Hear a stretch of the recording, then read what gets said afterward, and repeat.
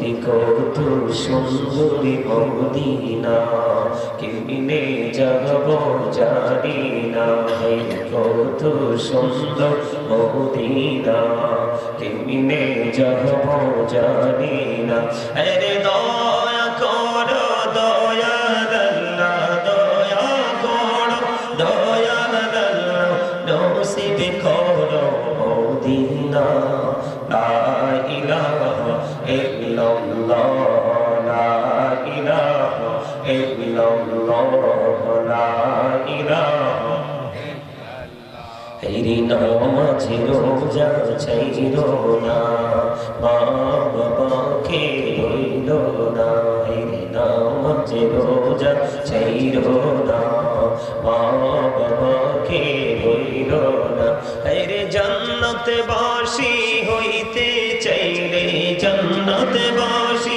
হইতে চাইলে প্রাণ ভরে করো সাধনা লা ইলাহা ইল্লাল্লাহ লা ইলাহা তুমি কাহুরি বানাইলা সফিউল্লাহ তুমি কাহুরি বানাইলা নাজিউল্লাহ মোর নবীকে বানাইলা তুমি মোর নবীকে বানাইলা তুমি নূর মুহাম্মদ সাল্লাল্লাহ লা ইলাহা ইল্লাল্লাহ লা ইলাহা লা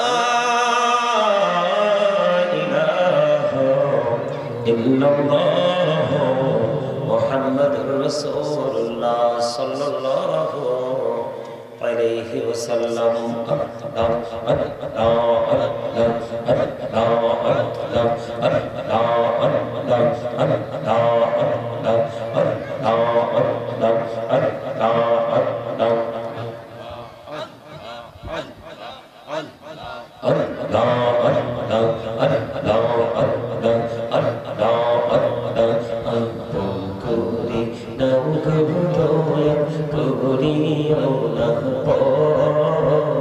তোমার প্রেমে আলোই ভরে তোমার প্রেমে আলোই ভরে দাও গো মনের ঘর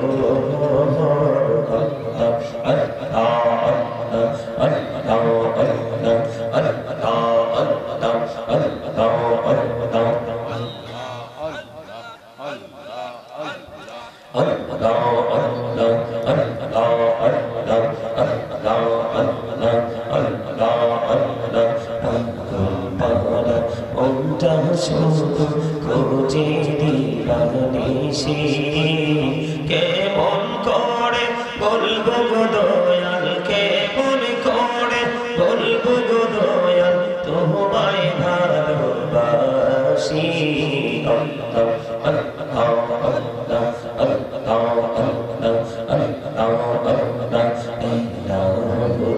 Bihi armaje bahodo bihi armaje kisher koro kheda pichir dike chaiya dekho pichir dike chaiya dekho dube jai tur mera de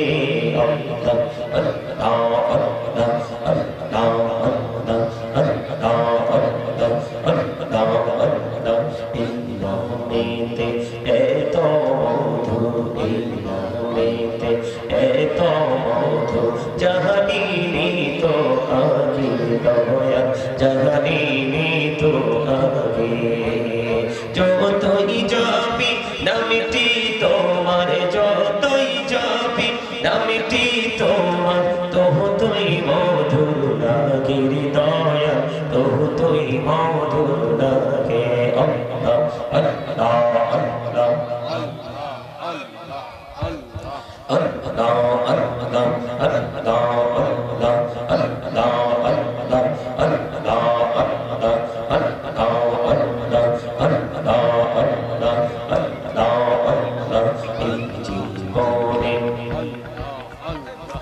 জীবন করছি রে গুনাহ জীবনিয়া করছি রে গুনাহ ক্ষমা করে দাও রে দয়া ক্ষমা করে দাও জীবনের গুনাহ ঝরে যায়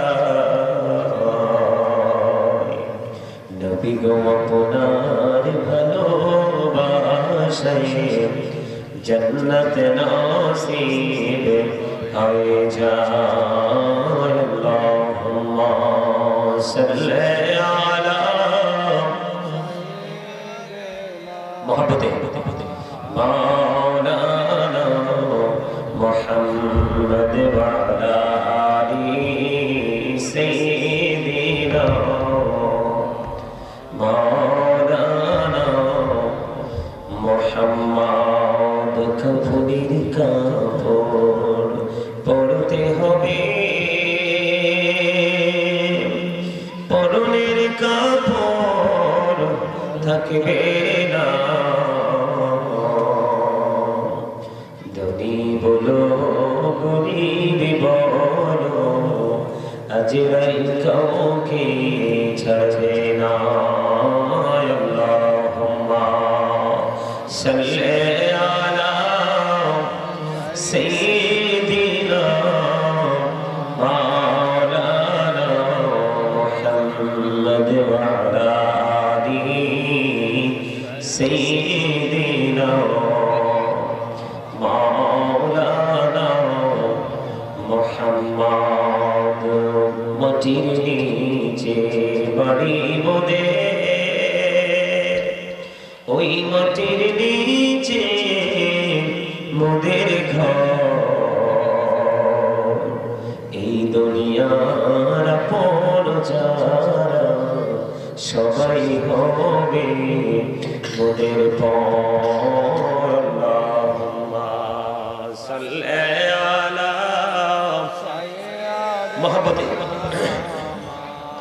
মাওলানা মুহাম্মদ ওয়া আলা আলি سيدنا مولانا محمد لا إله إلا الله لا إله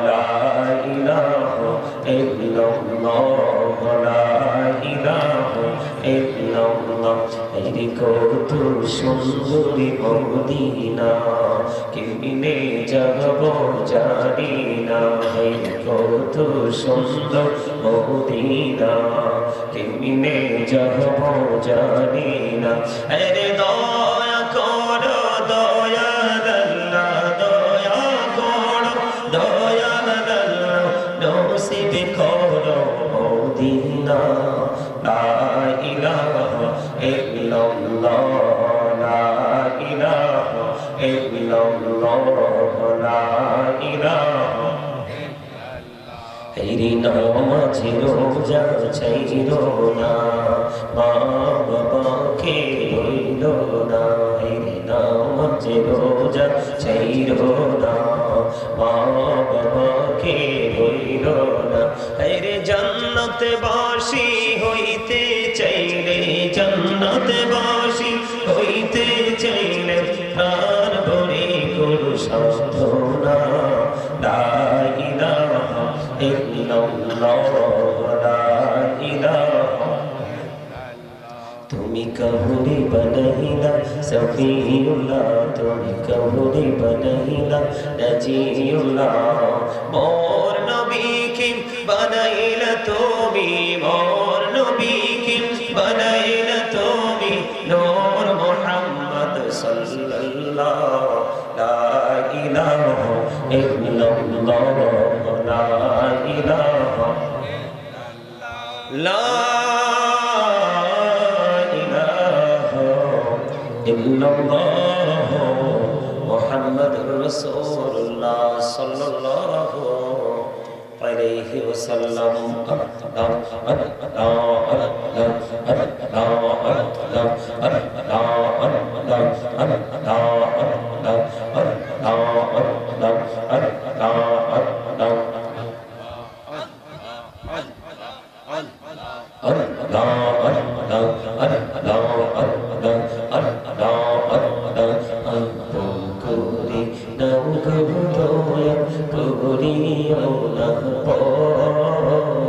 তোমার প্রেমে আলোয় ভরে, তোমার প্রেমে আলোয় ভরে দাও গো মনের ঘর।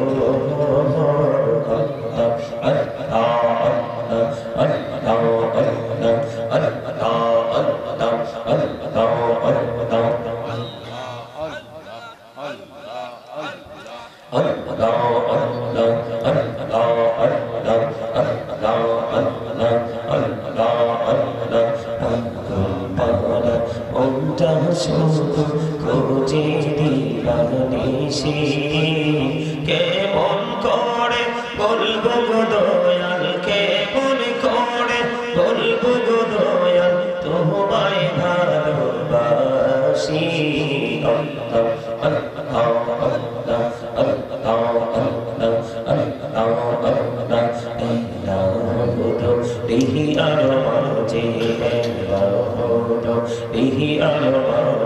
কিসের করো খেলা, পিছের দিকে চাইয়া দেখো, পিছের দিকে চাইয়া দেখো, ডুবে যাই তোর বেলা রে।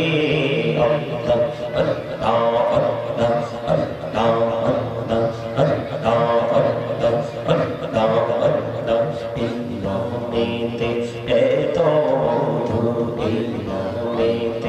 এত মধু জাহানি তো আগে দয়া, জাহানি তো আগে। যতই যাবি নামটি তোমার, যতই যাবি নামটি তোমার, ততই মধু লাগে দয়া, ততই মধু লাগে। আল্লাহ আল্লাহ আল্লাহ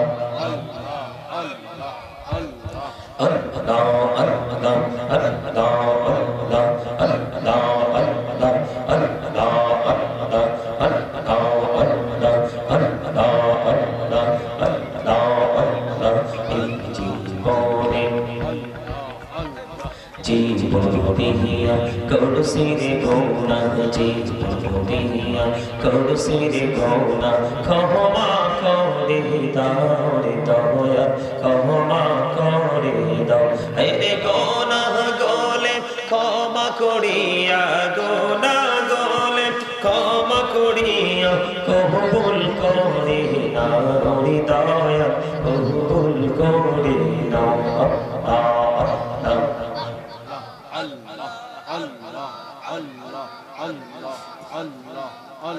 لا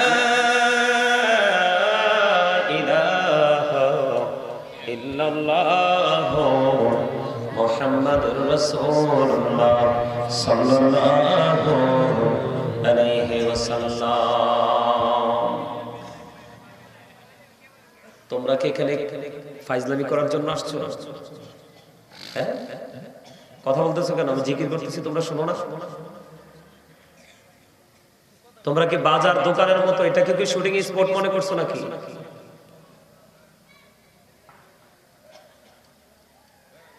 মুসলমানের পতন, মুসলমানের ধ্বংস একেবারে ধার প্রান্তে। ইহুদি খ্রিস্টান, হিন্দু খ্রিস্টান, বৌদ্ধ, ইহুদি নাসারা তার সন্তান পৃথিবীতে আসার পরে তারা তাদের সন্তানদেরকে তাদের ধর্মীয় যে সংস্কৃতি ধীরে ধীরে তাদের ব্রেইনে ঢুকানোর চেষ্টা করে এবং ঢুকায়। আর আমরা মুসলমান, আপনি দেখেন পৃথিবীর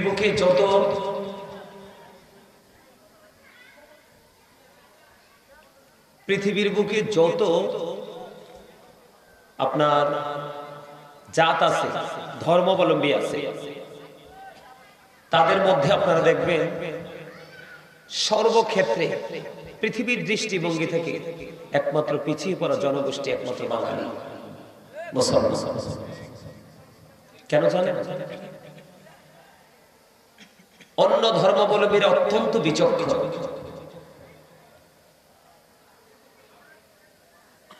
মানে একেবারে 100% ভাবে যদি বলতে হয়, বেল ইন্টেলিজেন্ট, কে বলছে বুঝতে পারছেন? তার ইকুটা সেটিং হয়নি, স্মুথ থাকবে। তোমার কথা বললে মনে হয় যে ধমকের সুরে কথা বলছে বক্স।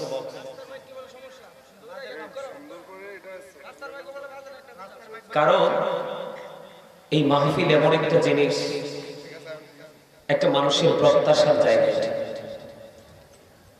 এই দিচ্ছি এখানে থাকলে, এই না না আপনারা কথা বললেন না, আমি আমার এটা আমার দায়িত্ব। এই আমি কিন্তু দাঁড় করাবো এখন, মুখ ঘুরাইলে আমাকে ফাঁকি দিতে পারবা না। যদি আলোচনা শোনার ইচ্ছা না থাকে বাড়ি গিয়ে ঘুমাও, তাবারুকের সময় এসে তাবারুক নিয়ে যাবা। আর যদি বলে না এখানে বসবো আলোচনা শুনবো, তাহলে ভদ্র জেন্টেল স্টুডেন্টদের মতো বসতে হবে। এটা আপনাদের কাছে মনে হয় এখন বললাম না কিয়ামত খুব কাছে, এই জন্য কাছে কিয়ামত হওয়ার পূর্বে মুসলমানের মধ্যে একটা চরিত্র প্রকাশিত হবে, সেটা হলো উদাসীনতা। আপনি দেখেন সকাল থেকে বিকেল পর্যন্ত আমাদের যে ইয়াং ম্যানরা, তারা নতুন কোনো কিছু ক্রিয়েট করার চিন্তাধারা কি তাদের মাথায় আছে? কথা বলে না। আপনারা কি কথা বোঝেন না আমার? মানে আমাদের যে ছেলেরা, এখনকার প্রজন্মের ইয়াং ছেলে মেয়েরা যারা, তারা কি পৃথিবীর জন্য, নিজের জন্য, নিজের ফিউচারকে ব্রাইটনেস করার জন্য তারা কোনো কিছু কি তৈরি করার, কোনো কিছু সৃষ্টি করার কি মানসিকতা তাদের মধ্যে আছে? নাই। আছে কি?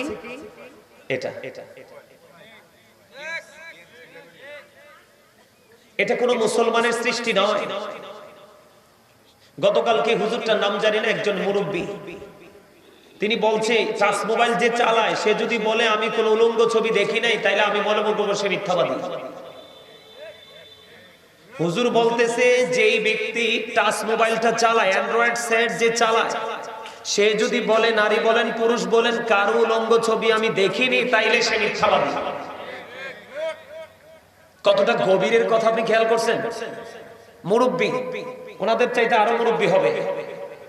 শুনলাম সম্মানিত উপস্থিতি, আমি যদি প্রসঙ্গ টেনে কথা বলি তাইলে আমার অনেক সময় লাগবে। আমি একটা বিষয়ের উপর আলোচনা করতে এসেছি আজকে। তবে আপনাদেরকে একটা কথা বলবো, হিন্দু, খ্রিস্টান, বৌদ্ধ, বিশেষ করে আমাদের দেশে বেশিরভাগই হিন্দুদের বসতি, যাই আছে বিধর্মীদের মধ্যে হিন্দুরা, আপনারা দেখেন তাদের পূজা যখন হয় দেখবেন একটাও কিন্তু ঘরে থাকে না। তারা তাদের এই চর্চাটাকে ধারাবাহিকতা ধরে রাখার জন্য দেখবেন ছোট বড় সবাই মিলে কিন্তু তারা এই চর্চাটা করে। কিন্তু এই মাহফিলটা আমরা মুসলমানদের জন্য এত বড় একটা শিক্ষা অর্জন করার কেন্দ্রবিন্দু, এত গুরুত্বপূর্ণ একটা শিক্ষা অর্জন করার একটা জায়গা, আমরা কিন্তু সেটাকে সেইভাবে নেই না। নেই, কথা বলেন, নেই না। কেন জানেন? আমাদের বাবা মা যারা আছে তারাও কিন্তু উদাসীন। দেখবেন বর্তমান সময় মেয়ে হলে তার কোনো মূল্য নেই, ছেলে হইলে মনে হয় যে আকাশের চাঁদ। অথবা তারা সন্তানকে, যে ছেলেকে যে কেয়ার করে, অনেক পরিবারে মেয়েদেরকে কিন্তু সেই পরিমাণ কেয়ার করে না। এই যে ছেলে আর মেয়ের মধ্যে যে একটা বৈষম্য সৃষ্টি করে, এবং ছেলে মেয়ে বড় হয়েছে, আমি আমার দায়িত্ব থেকে মুক্তি নিয়েছি, অব্যাহতি নিয়েছি, এই যে চিন্তাধারাকে মাথায় রেখে পথ চলা, এটা কিন্তু আপনাকে আমাকে অন্ধকার এক জগতের দিকে নিয়ে যাচ্ছে। আমরা কি মুসলমান না? আমরা কি লালন করব? আমাদের মধ্যে কি আমরা ধারণ করব? আমরা যেটা ধারণ করব সেটা হলো ইসলাম, রাসূল।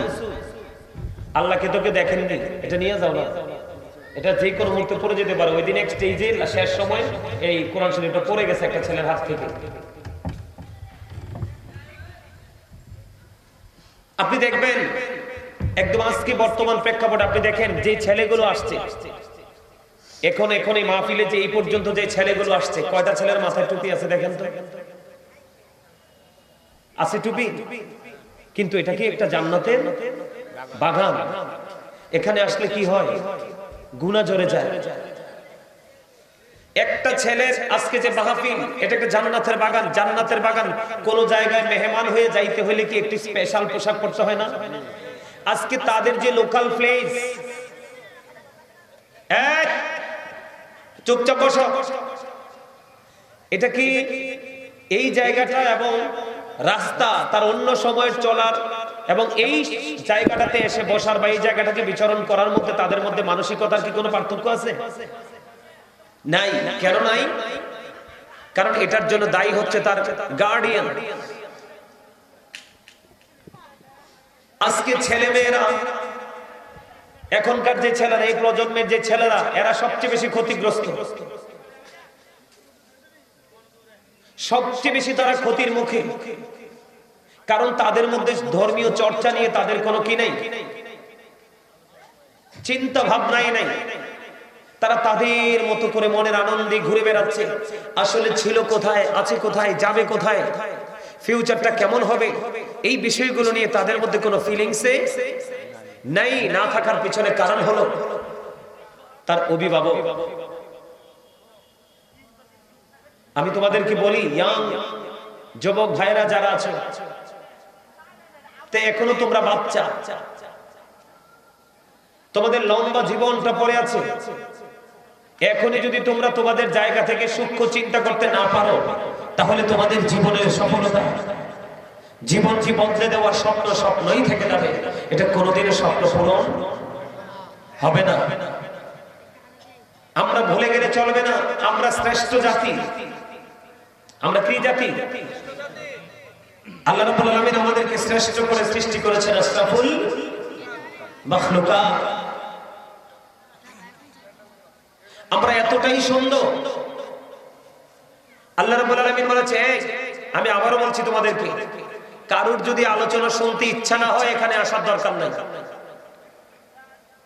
আমরা এতটা হতভাগা, এতটা কপাল পোড়া, এতটা সেন্সলেস, এতটা বিবেকহীন। ৩৬৫টার মধ্যে যার যার এরিয়াতে একটা মাহফিল হয়। যেমন আপনার এই বাড়িতে আজকে একটাই মাহফিল, অন্যটাতে যান বা না যান, আপনি এটাকে কি করবেন? মন থেকে ভালোবেসে এটাকে সম্মান করবেন। আমরা এতটাই উদাসীন, এতটাই হতভাগ্য, এতটাই দুর্ভাগা, ৩৬৪টা রাত্র আমরা খোলামেলা ভাবে কথা বলি, কিন্তু মাহফিলের দিন একটা রাত্রিতে আমরা আমাদের জবানকে কন্ট্রোলিং এ রাখতে পারি না। কতটা হতভাগা, কতটা কপাল পোড়া হলে এটা হতে পারে? আজকেরই মাহফিল, এই যে এখান থেকে একটা ভদ্রলোক উঠে গেল না, এই যে মোবাইলটা রেখে, পাওয়ার ব্যাংকটা রেখে তোমার সামনে থেকে, ওনার যে ড্রেস আপটা তুমি দেখছো নি, ওনাকে কি মনে হয় না যে অন্য দিনের থেকে একটু ডিফিকাল্ট, একটু ব্যতিক্রম? এটা হলো জান্নাতের মেহমানদের জান্নাতের বাগানে আসার যেই নমুনা, এটা হলো ওইটা। মাথায় টুপি, গায়ে পাঞ্জাবি, একটা মুসলমান হিসেবে লম্বা জামা পরা সুন্নাহ।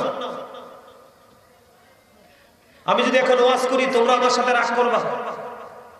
এই যে তোমরা যারা আজকে এখানে জিন্স প্যান্ট পরে এসে বসেছো, এই জিন্স প্যান্ট যে কোরআন হাদিসের দৃষ্টিভঙ্গি থেকে মুসলমানের জন্য নাজায়েজ, অবৈধ, এটা কি তোমরা জানো?